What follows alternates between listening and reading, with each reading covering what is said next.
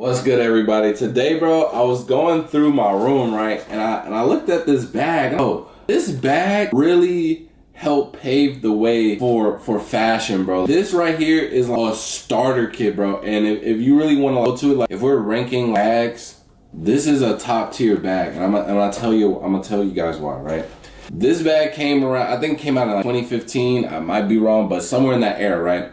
But I know it came out when I was in high school, so let's just talk about the era between 2015 and 2019. Before this, there was never really a point in time where bags were really just a part of, if you taking pictures, it's never a part of the fit. The bag itself is never a flex, right? Back in the day, like Soldier Boy era, people was definitely rocking like small backpacks, like little cartoonish backpacks and things like that. That was trendy for a minute, but it never stuck. This is the first bag where I felt like it stuck and then it transitioned into different stuff. And I'm gonna break it down for y'all. First, we gotta talk about it, bro, because this right here, bro, the impact on this that it had on everybody is crazy. Because when I was in high school, there was like 3 main backpacks that people will wear, and each one had their pros and cons. So first one, we had the Supreme backpack, because back in the day, this is when Supreme and Bape was all just at its peak hype. We had rappers coming out like Uzi, Yachty, Cardi, all these people, even like EDG when he was on his YouTube grind, all flexing like Supreme and Bape. Now the thing with Supreme though, it was still, I won't say on the up and come up, because people been on Supreme, but when it came mainstream, every Supreme item didn't give you like flex credit. You dig what I'm saying? Like you couldn't flex with every Supreme item. So like shirt, like if it wasn't a bag and really a specific bag, it was this bag right here, because this was like the most popular one at the time. It was the reflective one. So it was this one, a black one, and a red one. So it was these and Locks logos. If it wasn't those 2 items for real, or something just, or like when they had like celebrities on the shirt, if it wasn't anything like that Supreme wise, it wasn't really a flex. And I'll tell you right now, there was only about like 5 different people in my school that had this bag or a different color variation. But like I said, there's also pros and cons with it. The pros of this, people thought you were like fully knowledgeable of like all that hypey stuff. So Supreme, Bape, everybody like come up to you, like ask you for like tips and just like actually like put on. So that was a good feeling. The pros though, the cons of wearing this bag, you always kind of look sideways, because you were typically the person that you'd be wearing stuff before it got trendy. So people thought you was weird and they wasn't hip to it, bro. And that's a key factor into why I think this is, saying, paving the way, because we're gonna get into it real soon. The second type of bag back in this era was a designer bag, and mainly MCM, because this is when SOB came out with that one song, MCM backpack, Lil Bag, that was popping. So everybody wanted an MCM backpack. And like I said, back in this time, bro, it was like a lot of your stuff, like your accessories and your shoes, really like made your personality, bro. It was almost like Pokemon, bro. It was almost like Pokemon. And the bags was your starter Pokemon, bro. That's why I said it's 3 main ones. So we got this one, we got the designer one, the MCM backpack. Sometimes you get a Louis, sometimes you get a Gucci. You know what I'm saying? But these are the main ones. It was really that MCM though, the brown MCM to be exact. Then you had people kind of drifting off and going to the red, because the red was like quote unquote more rare or you're different, but mainly that brown. Now the pros of this, any designer item, designer was also peak at that moment. So like Gucci shirt, Future just made the song with the Gucci flip flops. So really anything designer. And at that age, we just thought, yo, you're him. So it was a flex. Now, cons, it was always going to be a group of hating people. And yes, I was a part of it, because we're 15, 16. There's no way that you affording a real designer bag. So a lot of people thought your stuff was fake. We were kids back then, so we didn't have no real way of verifying it. And honestly, we didn't have no receipts for it, because most of the time, that stuff probably was fake. Honestly, there's probably only one dude that had a real designer bag back in high school, bro. We wasn't hip like that. We wasn't on motion like that. We was enjoying our youth, bro. Now, this one might be a little bit questionable, but I definitely have some honorable mention. The third one is the Jansport. The Jansport, honestly, it was either you were about your studies or you were a thug. There was literally no in between. So it's really hard to gauge this one of what the pros and cons are. Honestly, I'll just say the pros. People just thought you were regular. Like you were, again, either it was about your schoolwork or you was a thug. So nobody really paid you no mind because nobody wanted to talk to either one. You're just a normal guy. So if you weren't already friends, the bag didn't really do anything. Now the cons, it was just simple. It was just like regular transport. You dig what I'm saying? But the honorable mentions that we have, one is any of the kiddish backpacks. If you wore those, you were a straight delinquent. Again, spray ground too. I don't think spray ground was a thing back then, but if you did have one, you were a menace to the hallways. So that's gonna be the honorable mention, bro. And then Nike Elite bags. If you were an athlete, this fits your persona 100%. If you wasn't an athlete and you still wore this, you were weird. Those were the pros and cons of Nike Elite bags. But you see how all these bags, back in the day, bro, it was just like, you're like, and that's how it should be, right? Your clothing and your accessories should kind of determine your personality a little bit, or at least shape it to where people can kind of gauge on you. But this one right here, bro, because this directly evolved into the shoulder bags, right? The ones that you just let around and hangs like the waist.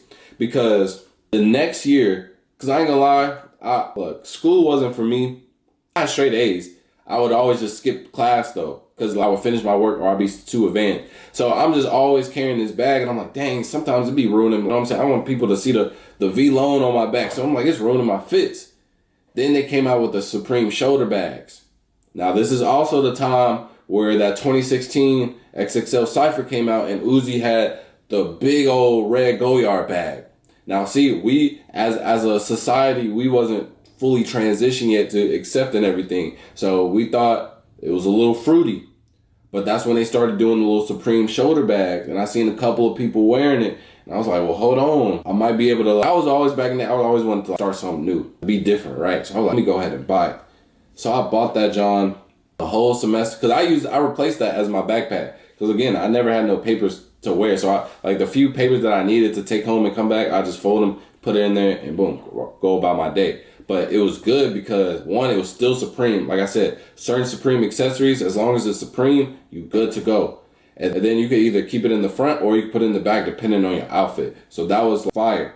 But again, we wasn't fully transitioned as society. So for that whole semester, people like, dang, bro, you fruitcake, you wearing a purse. Nah, bro, like, I gotta get hip to it. Folks gonna be wearing this like real soon. They like, nah, bro, like I ain't with it. Like, wear your bag. Cause I was really like the first one to like wear a book bag at my high school. I'm not trying to say I started nothing, but at my school, 100%. Cause teachers, principals, classmates all looked at me goofy. Why don't you have a backpack, bro? And so the shoulder bag was cool, but I was getting flamed on consistently, bro. Until that next semester, bro, I come back to school.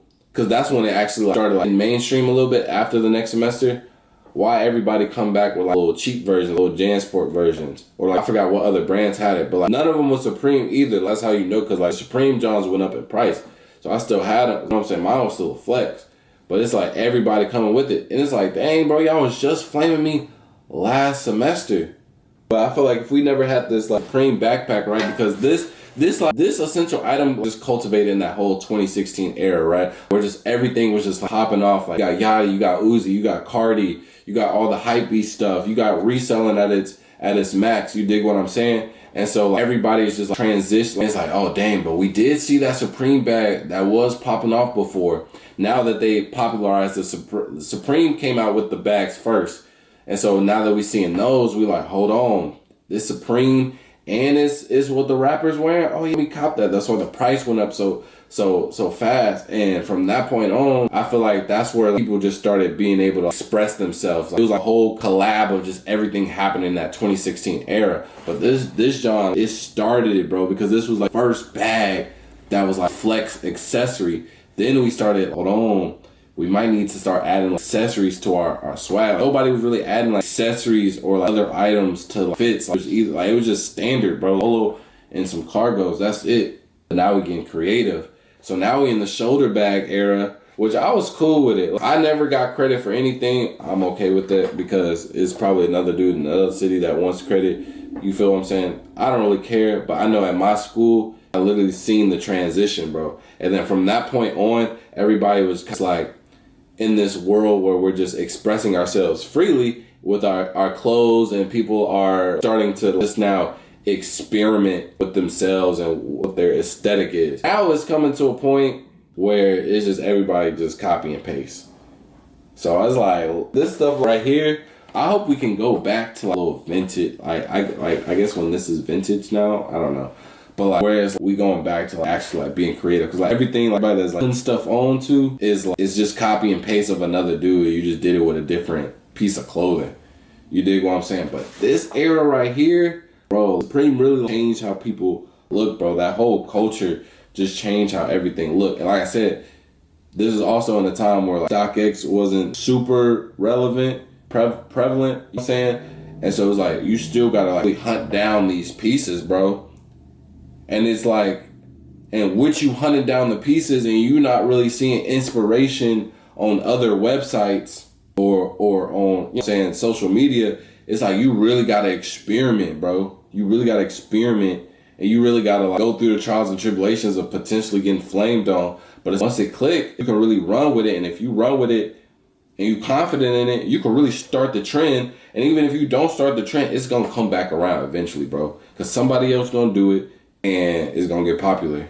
Because it was some other stuff that I did back in high school, and it was just like, I just wasn't popular enough, so I didn't get credit. But when the popular kid did it, he was like, whoa, he started something new. I was like, all right, bro. But you dig what I'm saying? Like, let's go back to that era, bro. That era is so fire. Like, I low-key want to make like a separate video of my favorite trends that I want to bring back that I didn't get to participate in back in the day. But hey, you guys can let me know how y'all feel about that era, bro. I like the Supreme era, bro. It's low-key fire, bro. Like, it just gives us like versatility, bro. Like, everybody dressing the same. Like, I feel like everybody that say, oh, he put that on, or you copying an influencer, or you copying the trend of TikTok, bro. Let's get real freaky. And you know what I'm saying, have a little experimentation, bro. Be ready to get flamed on. Like, go through like secrets to try to find your aesthetic, bro. Because once you find it and you rock it, bro, you the trendsetter at that point instead of you just copy and paste, bro. But let me know if y'all want to go back to that era, man. I'll talk to my people. I'll make a couple calls, see what we can do. But with that being said, man,